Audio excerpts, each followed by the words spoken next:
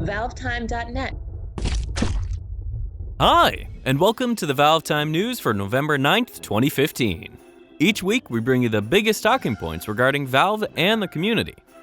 After an extremely quiet week of build-up, these past 2 weeks were rather packed with juicy Halloween news, the biggest of which was the arrival of TF2's Scream Fortress 7 event.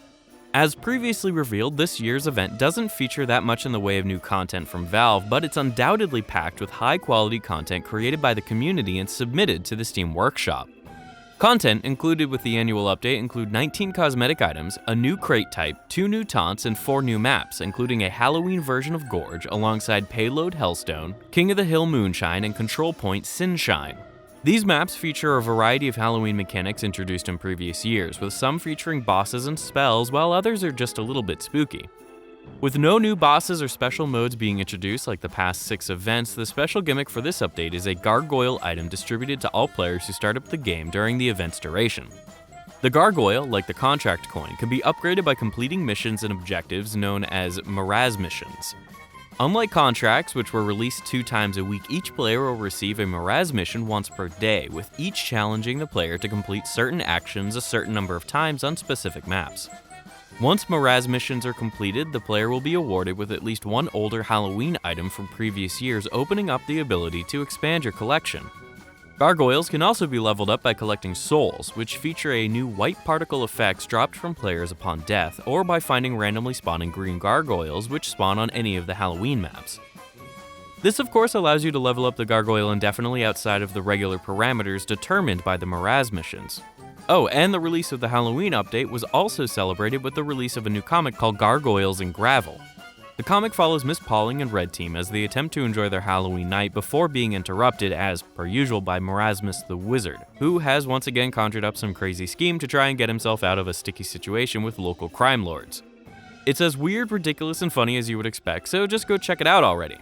Since this roundup is late, this year's Halloween event only runs for another few days until November 11th, so make sure you've got your fill by then. The Scream Fortress update was joined by the release of the Mannpower Gamemode, which has been in beta hell for almost a year. As we've previously covered on the show, Mannpower is a capture the flag game mode with a twist. Players can find power-ups around the map to enhance their class's abilities while using a long-range grappling hook to travel long distances. In total, the game mode features 12 different power-ups, including 3 new ones. King increases the player's max health while sharing fire and reload rate increases with teammates around them. Plague causes player impacts to spread a violent plague, killing enemies in 10 seconds unless they heal themselves. Supernova provides players with controllable single-use area of effect stun that builds up over time by dealing damage. These 3 new power-ups were joined by the addition of a new map, Hellfire, which stands as a lava-themed map filled to the brim with environmental traps. People are definitely more excited for the Scream Fortress content than Mannpower, but it's nice to see it finally released. Now Valve just need to get around to finishing Asteroid and Cactus Canyon, neither of which have been updated in far too long. And now, one of the only pieces of news released these past 2 weeks which can't be tied back to Halloween in any way, shape, or form. Oh, wait, I spoke too soon, but here we go. Shortly before the release of TF2's Halloween content, Valve revealed the Team Fortress Workshop Arkham Knight contest, a new model-making competition largely identical to the previously successful Tomb Raider contest which concluded last December. This new contest asked the community to create various Batman-themed cosmetic items which will be provided to owners of Batman Arkham Knight on Steam upon their release. Contributors can submit as many different items as they wish between October 28th and November 16th. After the contest closes on the 16th, Valve will look to select 3 individual winners, with runner-ups possibly being released later down the line. Winning contributors will then be given a huge list of Warner Bros. Owned games on Steam for free.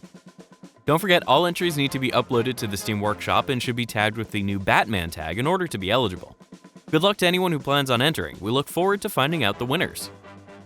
While CSGO may have been left out of the Halloween festivities this year, the same cannot be said for Dota 2, which received a small patch last Thursday evening. Even though it looks as if Diretide will never return at this point, it has been suitably replaced with a new custom game created by Valve known as the Haunted Colosseum. In the Haunted Colosseum, players are placed in regular 5v5 teams as they attempt to capture and hold more control points than the opposing team, with the first to reach 5,000 points claiming victory. Although it definitely takes a little influence from Team Fortress 2, the addition of extra King of the Hill mechanics and numerous player-controlled environmental traps helped to spice things up in just the right ways. Traps spread out around the map include fire and poison launchers and giant swinging pendulum blades which can be deployed at will to shred through the central control point to instantly kill anyone it touches. That wasn't all for the custom game modes, however, as Valve also introduced over 800 brand new voice lines for the default announcer, massively widening the opportunities for her voice to be used in custom game modes without simply having to butcher and manipulate the existing lines. With that said, since the Haunted Colosseum is just a custom game downloaded from the Steam Workshop, there are ultimately no Halloween-specific goodies or items associated with the map or the game mode. However, a bunch of new sets were released as part of the Tribute of the Sharpened Feather treasure, which is now available to purchase for all owners of the Fall Season Compendium. With Dota 2 Reborn still incomplete, this update also introduced a newly redesigned page for custom game modes, as well as an all-new page for managing, renaming, and viewing downloaded replays. The extremely minor 6.85b balance patch was also included a few days later, which was entirely focused on reducing the effectiveness of Doom and Broodmother, both of whom proved extremely popular and powerful as of late. Although the small Halloween Steam sale has come and gone long before the release of this episode, a bunch of Asian countries should be ready for the next big event after the regional currencies are added to the list of those officially supported by Steam. Thanks to a bunch of information gathered from supposedly secret Steamworks posts, it was revealed that the Indian rupee, Hong Kong dollar, Taiwan dollar, and Chinese yuan were to be added to Steam, with their official release coming to a head on November 3, 2015, automatically converting all listed prices and existing Steam wallet funds. It's not a huge deal for most of our almost entirely Western audience, but it's likely a much desired improvement for those trying to use Steam in any of the affected countries. While we're discussing Steam and money, as if the two don't go together often enough, this past week also saw the introduction of Steam item stores. Item stores function as something of an extension of the community market, allowing the creators of a game to sell in-game items such as hats, weapons, or other cosmetic items at fixed prices. By providing a platform to sell in-game items directly from the Steam store, this could save developers a lot of time by letting them avoid having to design, code, and organize a store built into their own game engine. Instead, listing whatever items they want straight to the Steam store as they would a full retail game. The first game to support a Steam item store is Gary Newman's Rust, which he claims has always been focused on emulating Valve's good example of providing fair microtransactions which can improve a player's personal experience without changing or enhancing their gameplay.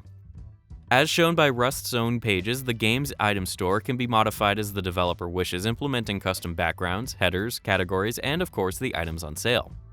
It's quite likely we'll see more and more games adopt item stores as time goes on, and it definitely won't be long until we see it used as standard for many compatible games, just like the Steam Workshop. It'll be worth seeing if Valve ever looks to support the item stores themselves by introducing the option to buy Dota 2, Team Fortress 2, and Counter-Strike Global Offensive items through the system. Before we start talking about our own content, let's quickly recap a bunch of events or competitions that will be ending in the next few months. First off, the official launch of the Steam Controller and Steam Link commence on November 10th, meaning the devices should be available at retail stores for the first time ever, which is good news for the 16 people that still visit them. Then, the Team Fortress 2 Halloween event and the 5th annual Saxy Awards conclude on November 11th, followed by the aforementioned Batman Arkham Knight competition for TF2 a few days later on the 16th. Granted, the conclusions of each of these events are likely way too close to bother attempting to enter at this point, but we just thought we'd throw out a few reminders so the community remembers that things will be happening very soon. And of course, it wouldn't be Halloween with a bunch of new spooky-themed ValveTime videos. Since we couldn't think of anything overly ambitious to talk about this year's Halloween, we decided to analyze something a lot more suitably morbid, the Combine Synths. The Combine Synths make up the majority of enemies seen in the Half-Life 2 saga of games, with all the Striders, gunships, hunters, and even soldiers actually standing as artificially modified cyborgs designed specifically to continue the Combine's universal conquest. As you might have expected, our database series is the perfect platform to discuss these strange and mysterious creatures, but with over 10 different canonical synths to talk about, we had no choice but to split up the episode in two, to properly give enough time to each and every one of them. Episode 10 of Database, titled The Combine Horror, takes a look at the core synths, including the soldiers, advisors, striders, gunships, and dropships, while Episode 11 analyzes the hunter, shield scanner, advisor pod, as well as the crab and mortar synths. Since the video titles are rather similar, it's possible you may have missed or ignored one of the two episodes, so make sure you head on over to rewatch them once you finish watching this episode. In fact, we'll have links to both parts on screen in just a few seconds after I do a bit where I say, and that brings us to the end of a rather spooky 2 weeks of Valve news. Don't forget to subscribe to our YouTube channel, to follow our social media pages, and to join in the conversations by signing up on the ValveTime.net community forums. Thanks for watching, and bye for now.